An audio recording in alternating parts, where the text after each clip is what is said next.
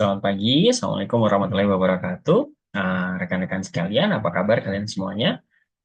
Kita kembali lagi di mata kuliah kita, Soft Skill for Data Science, dan kita sudah sampai di pertemuan ke-14 atau pertemuan terakhir dari mata kuliah kita kali ini. Nah, karena ini merupakan pertemuan terakhir, kita sudah sampai pada ultimate goals dari keseluruhan pertemuan kita untuk di mata kuliah kali ini, karena kita akan membahas materi mengenai Communicating Innovative Data Science Project. Bagaimana kita memiliki soft skills untuk mengkomunikasikan ketika kita memiliki project inovatif data science.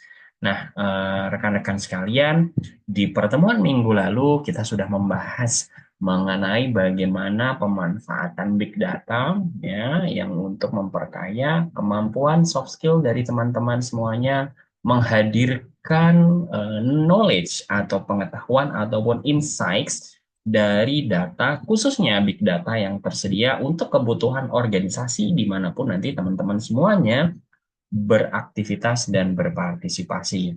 Nah, namun saya ingin di sini kita akan mencoba mengangkat kembali atau melakukan review bahwa tidak semua jenis big data itu kemudian sesuai dengan apa yang selama ini dipahami oleh masyarakat.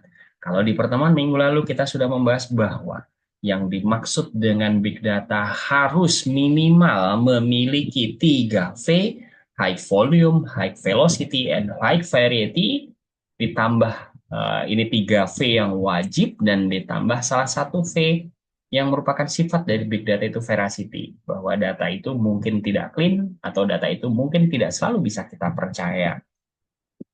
Ada banyak yang kemudian memahami bahwa wah kalau big data itu berarti pasti semuanya yang bisa diakses oleh publik, gitu kan? Atau open data. Oh ternyata belum tentu. Ataukah bahwa kalau namanya big data, kemarin kita sudah membahas di pertemuan minggu lalu tentang Google Trends misalnya. Google Trend itu data yang dikumpulkan karena hasil penggunaan dari banyak orang, ya, crowdsource data, misalnya data dari Wikipedia atau pencarian dari Google, gitu kan, dan seterusnya. Belum tentu, ya, belum tentu. Ini adalah aspek yang berbeda bahwa big data bisa saja tidak tersedia secara publik. Contohnya apa big data tidak tersedia secara publik? Misalnya citra satelit militer, ukurannya besar, volume, yes. Velocity, real time, yes. Kemudian variety, tipe datanya banyak, yes. Terdiri dari berbagai jenis panjang gelombang, baik yang terlihat tampak maupun yang tidak tampak, seperti infrared dan seterusnya. Tapi apakah tersedia untuk publik? Tidak. Ya. Terus kemudian tentang apa namanya sensor-sensor kesehatan, ini merupakan contoh salah satu big data. Apakah kemudian tersedia untuk publik? Oh tidak, gitu ya. Nah ini contoh-contoh bahwa ada big data yang tidak open. Kemudian ada juga big data yang bukan merupakan crowdsource data, bukan kontribusi dari banyak orang. Misalnya mungkin kita berpikir bahwa wah big data itu pasti mungkin sosial media saja, gitu kan? Atau mungkin dari Google Trends saja, karena partisipasi dari banyak orang. Oh enggak juga, ada big data yang bukan merupakan crowdsource data. Misalnya citra satelit memang dihasilkan melalui sensor, ya. Kemudian yang lainnya ada cukup banyak lagi. Jadi ini harus teman-teman bisa membedakan ini konsep dan definisi menurut World Bank. Nah, dari jenis sumbernya sendiri, variasi ini adalah aspek yang paling unik dari big data. Karena dari big data ini kita bisa melihat banyak sekali sumber datanya, mulai dari sosial media, data sensor, data aplikasi bisnis, kemudian data public web, dan seterusnya. Nah, ada satu aspek dari big data yang seringkali kemudian kita sebut sebagai big data yang spesifik, yaitu geospasial big data. Geospasial big data ini maknanya adalah dataset spasial. Ya, dataset spasial itu adalah dataset yang mengandung informasi geographical, ya, ukurannya melebihi kapasitas sistem komputasi individual saat ini. Nah, ini kan melekat pada big data. Artinya ini adalah data geospasial, tapi tidak bisa ditangani oleh komputasi individu. Harus dilakukan secara parallel processing, distributed processing, gitu, karena ukurannya sudah sedemikian besar. Nah, bisa terdiri dari berbagai macam. Ada data raster, misalnya data citra satelit, data UAV, data drone, dan seterusnya. Ciri dari data raster adalah dia berupa pixel. Makna dari pixel adalah ketika kita melakukan zooming pada image, maka atau video misalnya, maka ada titik tertentu dia kemudian pecah. Ya, pixel atau picture element. Ada kemudian disebut sebagai data vektor, di mana data vektor ini terdiri dari eh, fungsi-fungsi matematis, yaitu misalnya titik atau poin, garis atau line, dan juga poligon atau wilayah area. Ya, maknanya apa? Maknanya adalah karena ini merupakan fungsi matematik, maka kita zoom seperti apapun tidak akan pecah. Karena titik nih, titik poin, kita zoom berapapun ya tidak pecah. Garis misalnya adalah persamaan matematikal. Tidak kemudian pecah seperti data raster tadi, yang memiliki konsep picture element atau pixel. Contoh dari geospasial big data, misalnya yang sering kita gunakan dan teman-teman perlu untuk memahami pemanfaatan dan menggunakan soft skill teman-teman semuanya adalah point of interest. Point of interest ini adalah tempat tertentu atau titik lokasi di peta yang nanti dianggap menarik untuk kita analisis lebih lanjut untuk kebutuhan tertentu. Biasanya ini disediakan oleh banyak provider peta, misalnya dari Google Maps, OpenStreetMap, Bing Maps dari Microsoft, dan yang lain. Misalnya biasa kita gunakan untuk pendidikan, kesehatan, ekonomi, dan layanan publik. Contohnya apa? Kalau teman-teman sekalian, ya teman-teman sekalian ingin mengerjakan tugas kuliah, gitu kan? Mau mencari kafe, di mana carinya? Di Google Maps, gitu ya. Nah, kemudian mau apa namanya berobat, ya mencari klinik, gitu kan? Mencari klinik. Di sana ada titik poin lokasinya. Nah, ini bisa kita gunakan untuk analisis secara spesifik. Misalnya, kalau di suatu daerah, ya, di suatu daerah, teman-teman melakukan pencarian di suatu daerah, jumlah SMA-nya banyak, ya, jumlah SMA-nya banyak, jumlah SMA-nya ada 50. Sedangkan di daerah yang lain SMA-nya cuma ada 3. Nah, artinya apa? Fasilitas dan aksesibilitas terhadap infrastruktur pendidikan di daerah yang pertama lebih bagus daripada di daerah yang kedua. Kemudian klinik misalnya, kita melakukan pencarian tentang klinik. Jauh lebih banyak di suatu daerah dibandingkan di daerah lain.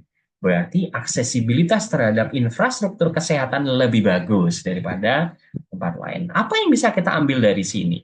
Kita ambilnya karena ini merupakan geospasial big data dan sifatnya point of interest, titik lokasi, maka kita bisa menghitung setidaknya ada 2. Yang pertama adalah density atau kepadatan. Seberapa padat sih infrastruktur pendidikan di suatu daerah, gitu kan? Semakin padat semakin bagus, berarti aksesibilitas masyarakat semakin baik, ya. Kemudian average distance, ya, banyak tapi tersebar dengan banyak tapi terkumpul misalnya. Berapa jarak rata-ratanya?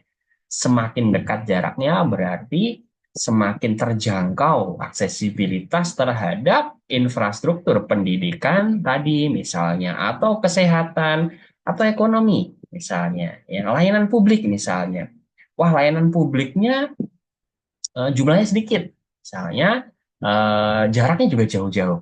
Nah, ini bisa kita lakukan pengambilan data dan kita memanfaatkan geospatial big data point of interest ini untuk membuat inovasi-inovasi data science yang teman-teman semuanya bisa gunakan memecahkan masalah organisasi. Nah, tentu saja salah satu geospasial big data yang kaya informasi yang bisa digunakan adalah citra satelit. Ini sudah kita bahas di pertemuan minggu lalu. Kita bisa mengekstraksi infrastruktur dari kotanya, wilayah-wilayah pemukiman misalnya, kemudian jaringan transportasinya, kemudian wilayah urbannya, dan seterusnya. Nah, lalu teman-teman semuanya, kalau kita sudah memiliki ide yang begitu bagus, ya, memiliki inovasi-inovasi di dalam data science, hal yang paling umum sulit untuk dilakukan dan memerlukan soft skill adalah bagaimana mengkomunikasikan hasilnya. Nah, mengkomunikasikan hasil ini biasanya ada tiga aspek. Ya, ada tiga media yang bisa kita gunakan. Yang pertama adalah written communication atau media tertulis, bisa berupa artikel penelitian, jurnal, buku, ya, koran, website atau blog, atau melalui komunikasi oral, misalnya melalui presentasi, meeting, kuliah, kemudian wawancara, misalnya di dalam radio, dan seterusnya. Atau juga bisa melakukan komunikasi visual, misalnya melalui poster, ya, atau melalui media pembelajaran, ya. Nah, masing-masing ini memerlukan strategi tersendiri dan memerlukan soft skill yang khusus bagi teman-teman semuanya untuk menyampaikan dan mendiseminasikan hasil dari inovatif data science project yang teman-teman miliki. Nah, di dalam data science project result ini, ya, rekan-rekan sekalian,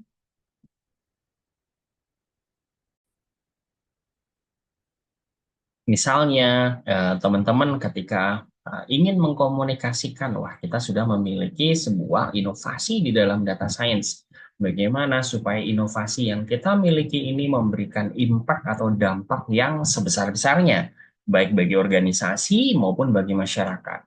Baik dalam artikel penelitian, research artikel, baik berupa presentasi, bahkan mungkin di dalam poster.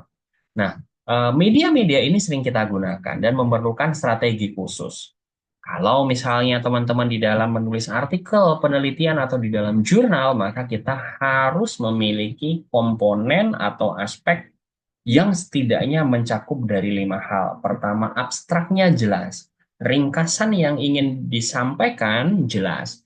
Kemudian introduction, yang umumnya kita membahas tentang mengapa topik yang kita usung ini penting, ya, latar belakang masalahnya. Kemudian metode apa yang kita gunakan dan hasilnya seperti apa.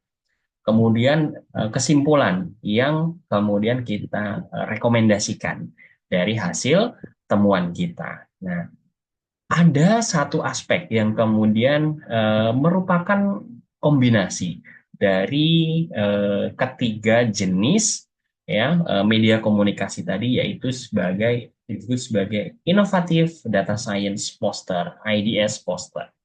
Di dalam poster ini kita memerlukan sebuah skill komunikasi yang khusus dan memerlukan soft skill yang tepat, yaitu bagaimana rekan-rekan sekalian merumuskan dan juga meringkas temuannya dan menyajikannya dengan menarik, baik secara visual, ya, dan juga nanti secara oral atau komunikasi lisan.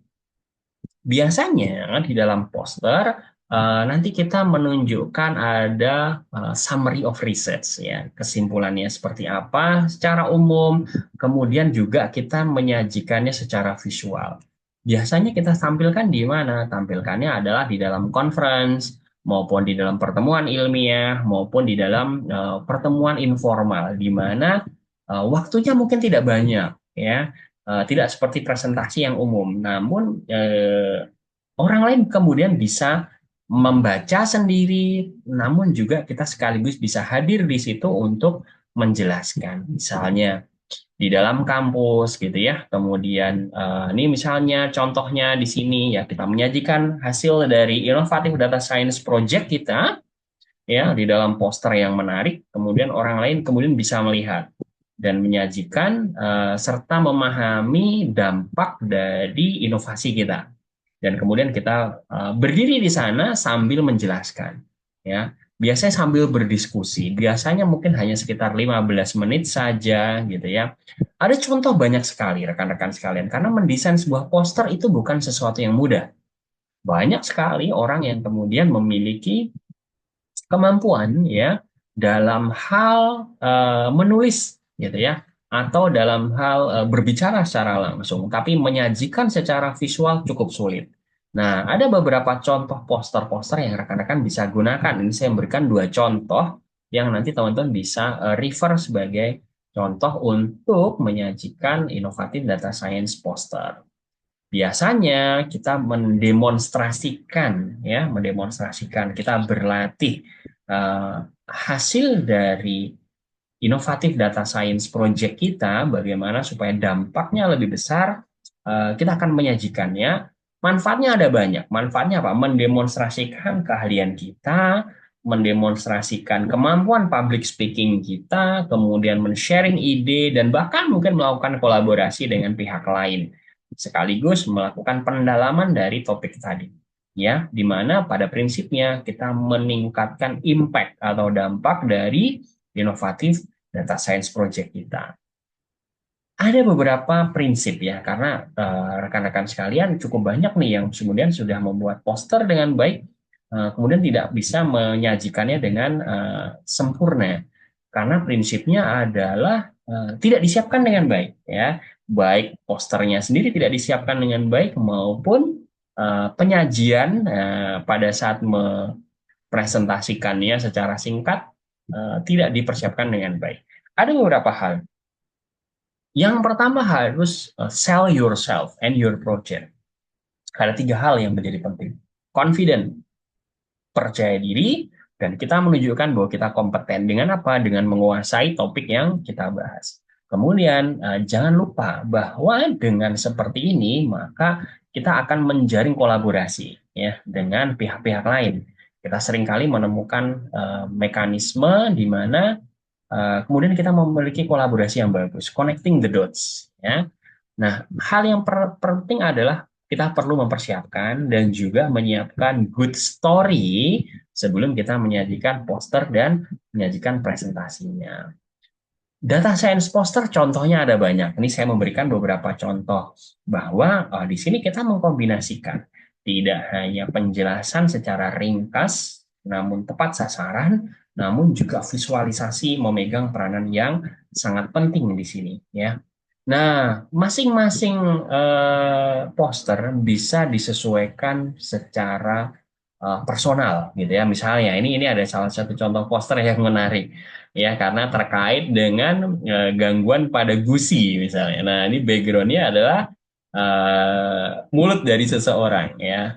Untuk apa? Menarik apa namanya perhatian ya, menarik perhatian sehingga orang lain tertarik untuk berdiskusi. Kemudian dibahas aspek lebih mendalamnya di dalam gitu ya. Teman-teman bisa mengaplikasikan design thinking metodologi yang sudah kita terapkan dan kita bahas di pertemuan awal sebelum UTS. Nah, teman-teman menerapkan visualisasi yang baik di dalam poster tersebut. Saya memberikan beberapa contoh, misalnya ini contoh yang pertama adalah bagaimana misalnya penggunaan big data, contohnya remote sensing atau citra satelit bisa mengatasi permasalahan lingkungan, environmental problems. Ya, judul penelitiannya disampaikan, background risetnya disajikan, diberikan visualisasi yang menarik. Metodenya seperti apa sih, gitu ya? Kemudian hasilnya seperti apa dan apa yang bisa kita take away dari sana. Kemudian nama penulisnya kita sajikan. Ya. Kemudian berikutnya adalah automatic object detection and counting using deep learning and remote sensing satellite images. Nah, di sini adalah poster bagaimana kita memiliki data science project yang inovatif, diberikan latar belakangnya ya, latar belakangnya, kemudian tahapannya secara visual, input datanya apa ya, kemudian informasi apa yang diambil dan apa output yang dihasilkan, kemudian hasilnya seperti apa. Di sini seperti ini hasilnya dengan precision 81,84%, average precision 94,75%, dan recall 96,82%. Kalau diterapkan pada pertanian perkebunan, yaitu deteksi pohon kelapa sawit. Dan yang berikutnya adalah kalau diterapkan pada perumahan, misalnya mendeteksi rumah. Nah, ini contohnya. Singkat, padat, menarik, tapi bisa disajikan dalam waktu singkat ketika berkomunikasi baik melalui poster ini maupun rekan-rekan menyajikannya. Ini memerlukan skill yang khusus, yang ini merupakan jenis soft skill yang ingin kita bekalkan kepada rekan-rekan sekalian. Ini contoh lagi yang ketiga, mendeteksi jenis kapal ya dengan menggunakan very high resolution satellite imagery. Datasetnya apa, metodenya apa, hasilnya bagaimana, disajikan secara menarik. Kemudian berikutnya adalah monitoring access to improve water, ya, memonitor akses terhadap air minum layak, ya, dengan penggunaan geospatial big data. Disajikan di sini bahwa ini terkait dengan SDGs nomor 6, gitu kan? Dan saat ini lebih dari 24 juta penduduk Indonesia tidak bisa mengakses air minum layak. Data BPS tahun 2022. Dan seterusnya, kemudian hasilnya seperti apa. Nah, ini contoh poster yang kemudian rekan-rekan bisa gunakan untuk menyajikan inovatif data science project yang teman-teman miliki. Nah, ini juga sekaligus nanti menjadi ujian akhir mata kuliah kita, Soft Skill for Data Science. Terapkan kepada teman-teman semuanya teknik design thinking, visualisasi data, dan juga ide kreatif dari teman-teman penggunaan aneka jenis big data untuk membuat inovatif data science poster berbahasa Inggris. Kemudian rekan-rekan juga semuanya diperbolehkan nanti menggunakan hasil tugas midterm exam atau UTS yang waktu itu kita berikan berupa 3 minutes innovative data science presentation sebagai bahan posternya. Kemudian setiap poster nanti harus mengandung komponen berikut. Yang pertama, harus ada judulnya, karena kalau tidak ada judulnya sulit nanti kita sell the ideas, ya. Kemudian nama teman-teman semuanya, kelas, NIM, dan prodinya. Kemudian abstrak, ya, apa yang rekan-rekan bahas di dalam inovatif data science project teman-teman semuanya. Introduction ini berisi tentang mengapa project tersebut inovatif dan kenapa proyek tersebut penting untuk dibahas. Ya, kemudian tujuannya apa, objektif atau goals-nya. Data apa yang teman-teman gunakan, data source-nya, metode apa yang rekan-rekan gunakan. Ya, ini nanti dikumpulkan sesuai dengan waktu UAS yang diberikan oleh prodi. Nah, karena di sini belum tentu teman-teman semua sudah memiliki hasil, kita berlatih di sini dari sisi soft skill-nya, menyajikan dengan menggunakan design thinking, visualisasi data, dan ide kreatif yang dimiliki teman-teman, supaya soft skill dari teman-teman semuanya mengkomunikasikan inovatif data science project teman-teman semuanya bisa maksimal. Ini yang bisa saya sampaikan dan semoga sukses untuk teman-teman semuanya dalam mempelajari materi soft skills for data science ini. Kalau ada pertanyaan nanti boleh ditanyakan dan kurang lebihnya mohon maaf. Terima kasih. Assalamualaikum warahmatullahi wabarakatuh.